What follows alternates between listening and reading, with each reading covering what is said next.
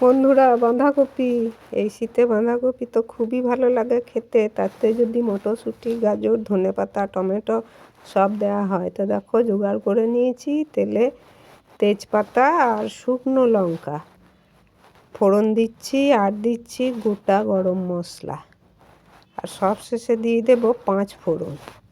তো এই হয়ে গেল আমার তেলে ফোড়ন দেয়া। এবার ওতে আমি আলু ভাজতে দেবো। এই দেখো বড় বড় করে ডুমো ডুমো করে আলু কেটে নিয়েছি, দিয়ে তাতে নুন হলুদ দিয়ে এবার এটাকে ভাজবো। খানিকক্ষণ ভাজা হয়ে গেলে আমি ওতে আদা রসুন বাটা দিয়ে দেব। তো দেখো একটু আদা রসুন বাটা গ্রেট করে নিয়েছিলাম, সঙ্গে কাঁচা লঙ্কা নিয়ে নিয়েছি কটা, দিয়ে ওতে ভাজতে দিয়ে দিলাম। আর দিয়ে দিলাম গুঁড়ো মশলা, ধনে, জিরে, লঙ্কা, হলুদ দিয়ে এবার ভালো করে কষিয়ে নেব।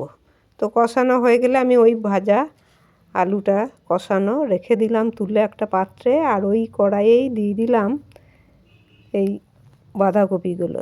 এগুলোকে কুচিয়ে নিয়ে ধুয়ে তুলে নিয়েছি, তাই একটু জল জল হয়ে গেছে। এরপর আমি এতে নুন হলুদ দিয়ে দেবো, আর দিয়ে দেবো ওই গাজর কুচোনো আর মটরশুঁটিগুলো, আর তার সাথে আমি দিয়ে দেব টমেটোটা। দিয়ে আমি এটা ভালো করে ঢেকে দেব। এখন সেদ্ধ হতে থাক।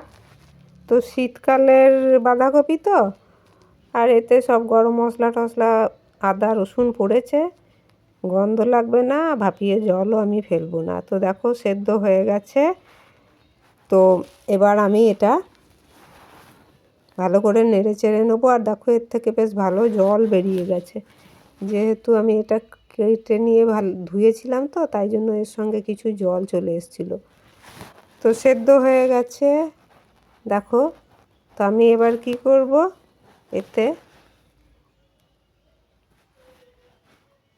ঢেকে দেবো, আরও জলটা মরুক, কেন জলটা বেশি হয়ে গেছে। এরপর আমি ওই আগে কষিয়ে রাখা আলুগুলো এতে দিয়ে দিলাম, দিয়ে এটাকে আবার ভালো করে নেড়ে চেড়ে নেবো। আর এই দেখো বাটিতে একটু তেল মশলা লেগে আছে, সেটা একটু আমি ভালো করে ঝাঁকিয়ে নিলাম বাঁধাকপি দিয়ে, দিয়ে এতে দিয়ে দিলাম। তেল মশলাটা এতে নেমে চলে এলো, দিয়ে এটাকে আমি আবার খানিকক্ষণ কিন্তু ঢেকে রাখবো। একটু ভালো করে নাড়াচাড়া করে মিশিয়ে নিই, দিয়ে ঢেকে দেবো।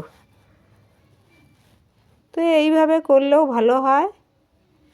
আমি যেহেতু আদা রসুন দিয়েছি, তাই এতে আমি মিষ্টি দেব না, আপনারা চাইলে দিতেই পারেন। তো দেখুন আমার বাঁধাকপি রেডি হয়ে গেল। পরে জল শুকিয়ে নিলাম, কেমন হয়েছে।